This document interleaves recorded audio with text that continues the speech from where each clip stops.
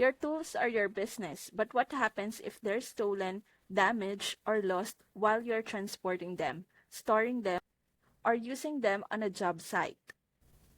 That's where Next Tools and Equipment Insurance comes in. First, it protects your tools whether they're in storage, in transit, or on the job site.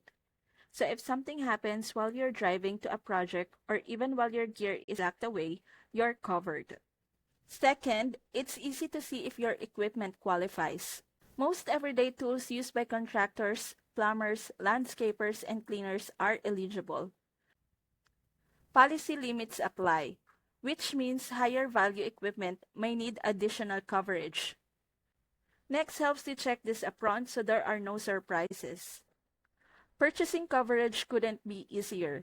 The entire process is online, so you can get a code and activate protection in just minutes. No paperwork, no waiting around. If the worst happens, a theft, a vehicle break-in, or accidental damage, Next can step in to help you repair or replace stolen or broken tools. And filing a claim is just as simple as buying coverage. You do it online with fast responses designed to get you back to work quickly. With Next, you don't just get insurance, you get a safety net for your business. Don't leave your tools unprotected. Get peace of mind with Next Tools and Equipment Insurance today. Click the link in the description to start your quote and keep your business moving forward.